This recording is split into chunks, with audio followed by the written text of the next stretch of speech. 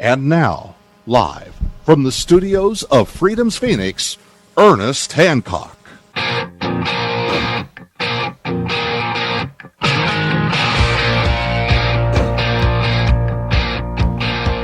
Welcome back to Declare Your Independence with me, Ernest Hancock, on a beautiful day here in Phoenix, Arizona, IA, where it's always very nice. Here in the winter months is where you need to go. Oh, yeah. Freedom Summit, freedomsummit.com next weekend.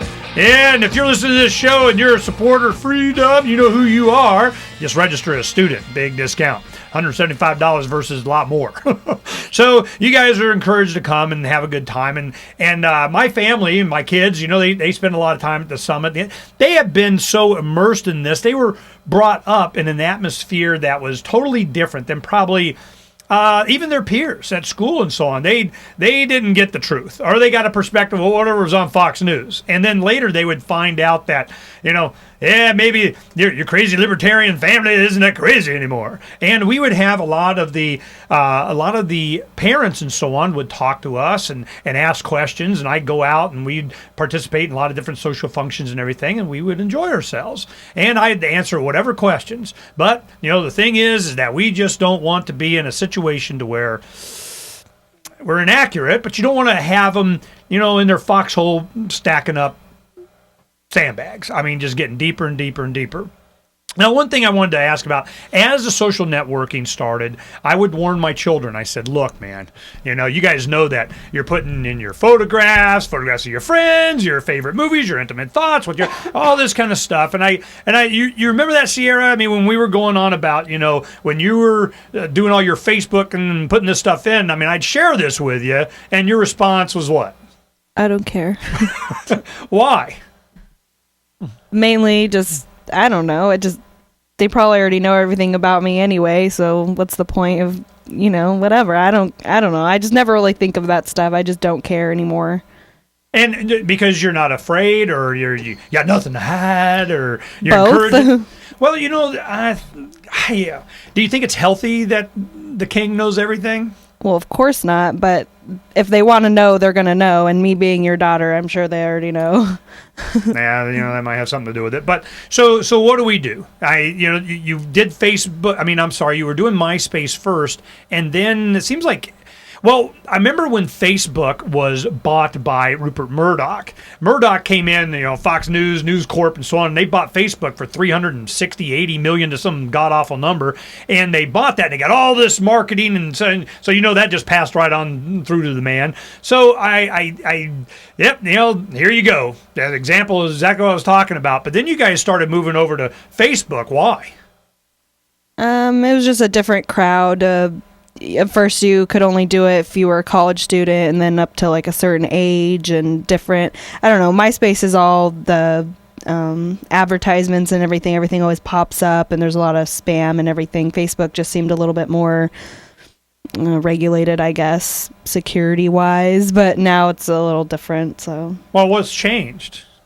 Just a lot more, I guess they put on like ads and pages and everything, so people can post like business stuff on there, and random people, you know, request to be your friend, like just random people that you would have no idea who they are. And it's just kind of weird how they would choose you out of everybody, you know? So it's just, I don't know. Well, you know, Gary Franchi is going to be speaking at the Freedom Summit, and he has a new social network, the RTR.org, that's just, you know, kind of freedom-oriented people doing activities and such like that. Does that have any interest to you? You might join that, or... Well, I joined one for Freedom's Phoenix, but myself, I don't know.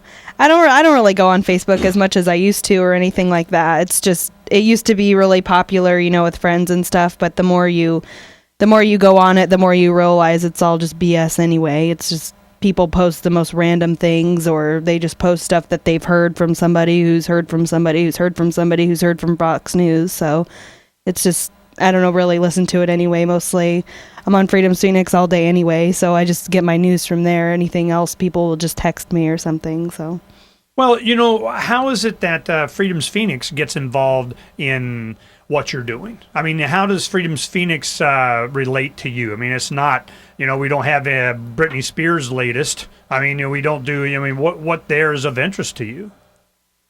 Well, not that it really affects me as of right now, but it's just, to hear the news and everything. I mean, it doesn't affect me, but it could, or, it will in the future, or my kids, or, my nieces and nephews or whatever. I know it'll affect them. So it's just a little bit more interesting when you realize how much it is really affecting the world and what's going on right now. And like, I know nothing about the whole currency things that's going on right now, but it just scares me for some reason, even though I know nothing about it. It's just... Well, what do you need? That's a good point. To have someone 21, you're kind of aware that there's some problems. You got your resource here, Dad. You always know you can ask me a question. Yeah. But, what is it that you think would appeal to you that would be something that you could understand? I mean, is it a DVD? Is it a good YouTube? Is it, just sit you down and, I'm always screaming for you kids to buy what? Gold, silver. And how much are you buying? None. Oh, see how you are? And then it goes up, and the thing is that, you think I was fibbing? No, I wish I would have bought it when it was $11 or when gold was whatever, $700 or whatever. Well, because for Christmas, remember what we used to put in your stockings? Silver bars. And, and all of a sudden now these silver bars that were like $100 or something, $111, $120, 10-ounce bars are now worth, I don't know, almost $300, So it's, it's all of a sudden you're going, you know what? Maybe Dad loved me a little bit. Right, come on. All right, I give you props. So this is, so what do you tell your friends when it comes to, that's an interesting thing I'd like to know about. What is it that when you talk to your friends, are they expressing some problems with the economy or finding a job? Are they where they thought they would be? Because a lot of them are now, they're in college, and a lot of your brothers and your sister's friend, they're graduated with degrees and got, big debt and everything. How's that? We have, we just had your cousin come in, my niece, my sister's daughter, Rachel, came in from Florida yesterday, and we, spend time with them, and they all are doing well. I think they got a better perspective on it than probably a lot of people, but they still have to contend with the economy. And I'm just, how are your friends faring? Do you know? I haven't talked to them in a long time, so I'm not really sure, but the last time I heard, they're not doing too well. Like, obviously businesses and stuff are going down, with construction and, house building and architecture and interior design, that kind of stuff. I mean, it's just not important anymore to what people need. People are finding what they need more than what they want. So obviously those kind of businesses are shooting down when, other stuff, obviously, like gold and, whatever else is going up. So, well, that's one thing. Your brothers are in manufacturing. I mean, I give you a good example. People that come to the Freedom's Phoenix workshop, in the corner, my son bought a CNC, which means a computer design directed whatever, mill that you can mill just about anything out of metal. Well, he's down here making like metal aluminum frames or wood, frames and so on computer, and he just makes it out for Christmas gifts and such. But he has skills. He needed a place to put the mill before he closed on his home, which he got a 3-bedroom, 2-bath with a pool for $85,000, by the way. It's probably going to go for less. One of his friends is buying a home, my wife's real estate agent working with him on this, buying a home with a big 1,100 square foot enclosed garage that he's going to put all his little, metalworking machines and all that kind of stuff for $75,000, here in North Phoenix. This is the kind of opportunities that they have. They're going to have a house payment of $500 and something, and they're going, yep, it's very nice when the housing prices go down. These young kids that were living at home, or they saved their money, and they're going in and they got decent jobs in manufacturing. I am very happy when my sons got out of high school, and they're going to college a little bit and so on too, and they're working part-time, got a job at Honeywell. Well, they are manufacturing stuff, making stuff. Then they start buying their own machines because they're very cheap. They're inexpensive. They're coming out. They're going to, pay you to haul it off. And then they got a place to put it. Well, they just, this is what the future is going to be. It's the next generation being able to drag us out of this with manufacturing and building stuff and making. And I'm encouraging the crap out of that, certainly with my kids.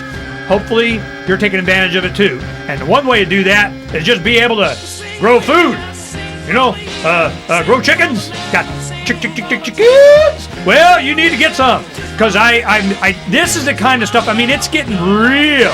It's going to get real, and things like Russia and China abandoning the dollar. Oh man, that's going to have a bigger impact than people realize. Yep. Here she goes. Are you ready? Well, we're trying to get ready too. Yeah, we'll talk about it more when we come back. And then, in the second segment of the next hour, we're going to be talking about the TSA and Homeland Security companies. That'll be fun. We'll be right back.